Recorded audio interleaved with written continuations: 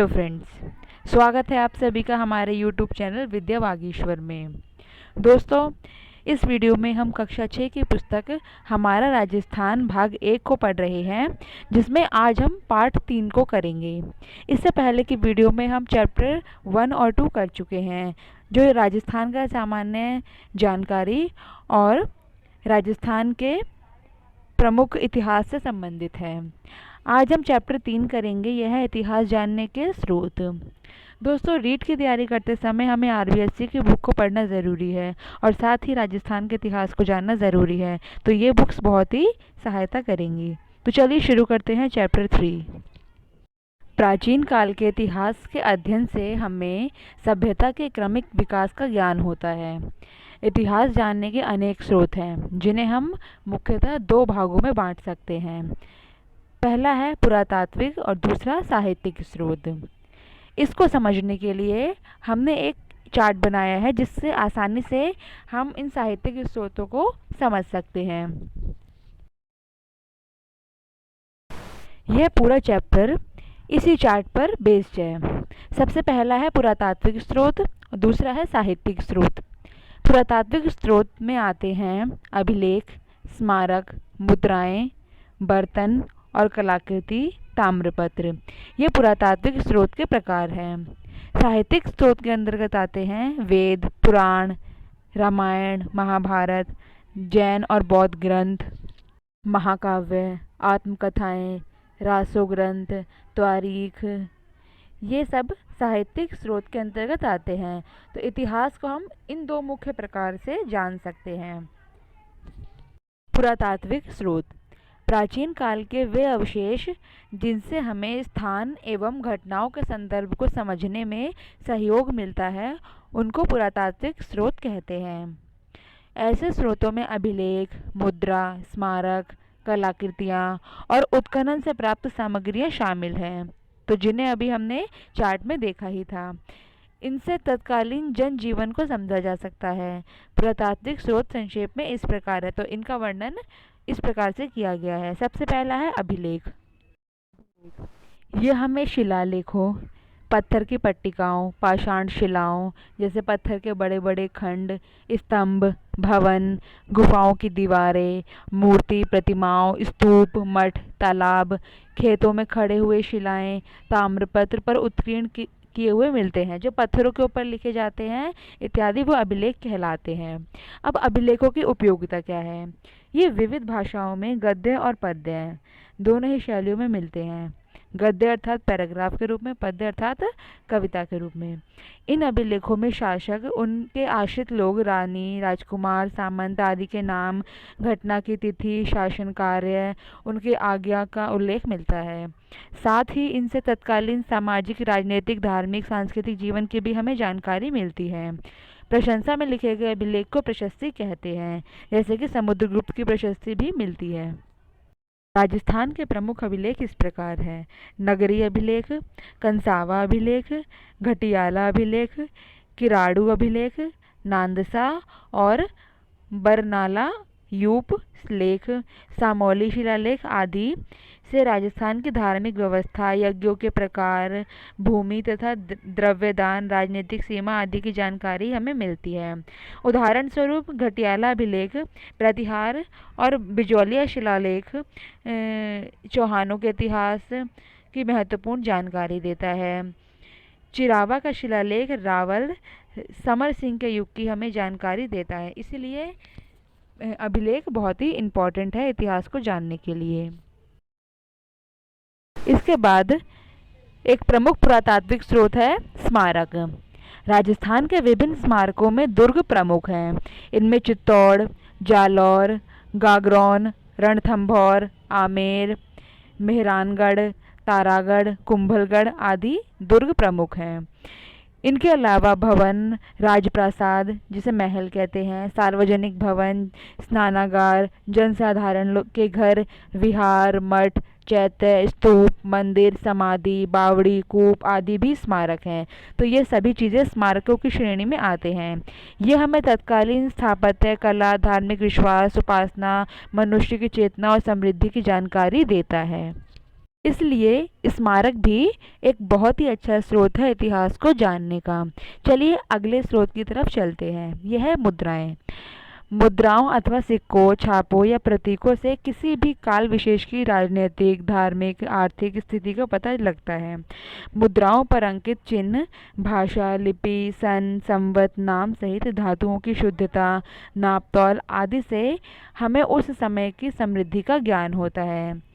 सिक्के राज्य और शासक की शक्ति का सूचक होते थे। जैसे हम कई बार देखते हैं राजाएं किसी खुशी में या फिर अपने किसी जीत के उपलक्ष्य में या किसी किले बनने के उपलक्ष्य में कई मुद्राएं चलवाते थे, आहत सिक्के बनवाते थे, नई नई तरीके की नाप तोल की प्रणालियाँ चलवाते थे। तो उससे हमें उस समय की प्रशासनिक व्यवस्था, व्यापार आदि की भी प्रमुख जानकारी मिलती है। आहड़, रैड, बैराट, रंगमरमर, रंगमहल, सांभर, साखिणिया के उत्खनन से प्राप्त सिक्के और मुद्राओं से क्षत्रपों, मालव, चौहान, गुहिल आदि वंशों के काल के राज्य, शासन, अधिग्रहित सीमाओं के बारे में जानकारियाँ उपलब्ध होती हैं। तो सिक्के, मुद्राएं ये भी पुरातात्विक स्रोत के एक प्रमुख स्रोत हैं। अगला पुरातात्विक स्रोत है बर्तन और कलाकृतियाँ। उत्खनन से हमें तत्कालीन बर्तन आदि कलाकृतियाँ प्राप्त होती हैं। उत्खनन अर्थात जमीन के अंदर से खोद के निकाले जाने वाली चीज़ें। कलाकारी में बर्तनों पर चित्रण, खम्भों पर खुदाई, किवाड़ों और गवाक्षों की कारीगरी आदि को देखने में मिलती है। हमें ऐसे बर्तन भी प्राप्त होते हैं जिनकी बनावट, पॉलिश, रंग आदि उस काल की उत्कृष्ट कला को दर्शाते हैं। राजस्थान के अनेक स्थानों से उत्खनन में प्राप्त मृद भांड अर्थात मिट्टी के बने बर्तन, प्याले, रकाबियाँ, धूप पात्र, दीपक आदि से हम पूर्वजों के कला कौशल को सहज ही समझ सकते हैं। गणेश्वर जो नीम का थाना सीकर के पास है, वहाँ की ताम्र संस्कृति के अवशेष, जोधपुर जो जयपुर के निकट एवं नौह, भरतपुर से प्राप्त काले और लाल रंग के मृदभांड, आहड़ और गिल्लोड़ से प्राप्त प्रस्तर, फलक आदि में कला कौशल को देखा जा सकता है। तो बर्तन और कलाकृतियाँ हमें किसी भी काल को समझने के लिए एक महत्वपूर्ण स्रोत साबित होती हैं। जैसे हड़प्पा, मोहनजोदड़ो ये जो सभ्यताएं थी, इसको हमें जानने का जो प्रमुख प्रमुख स्रोत था ये बर्तन और कलाकृतियाँ थी और कई सारी चीज़ें मिली है जिससे हम इन्हीं चीज़ों के कारण उस समय के इतिहास को जान पाए हैं। पुरातात्विक स्रोतों के अंतर्गत आने वाला ये आखिरी स्रोत है ताम्रपत्र। तांबे के छोटे बड़े पत्रों पर खोदे गए लेखों को ताम्रपत्र कहते हैं। दान पुण्य से संबंधित होने से इन्हें दान पात्र भी कहा जाता है। इनमें हमें शासक, काल, भाषा, धर्म, भूमि, भूमि के प्रकार, नापतोल, दान के प्रकार आदि का पता चलता है। तो ताम्रपत्र का चित्र हमारे फोटो में दिया हुआ है, हमारे बुक में दिया हुआ है, तो आप इसको देख सकते हैं। चलिए अब चलते हैं साहित्यिक स्रोत की तरफ। साहित्यिक स्रोत। इतिहास जानने में साहित्य की भूमिका बहुत महत्वपूर्ण है। हिंदी के एक प्रसिद्ध लेखक इतिहासकार आचार्य रामचंद्र शुक्ल का कहना है कि साहित्य समाज का दर्पण होता है। संस्कृत, हिंदी, राजस्थानी, उर्दू, फारसी में लिखा साहित्य प्रचुरता के साथ मिलता है। राजस्थान के इतिहास को जानने में वेद पुराण, रामायण, महाभारत, बौद्ध और जैन ग्रंथ से हमें सहायता मिलती है।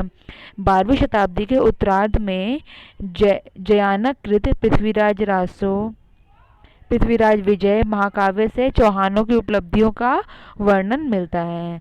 नयनचंद्र सूरीकृत हमीर महाकाव्य से चौहानों का इतिहास और साथ में अलाउद्दीन खिलजी की रणथंबोर विजय और उस समय की सामाजिक धार्मिक स्थिति का भी पता चलता है।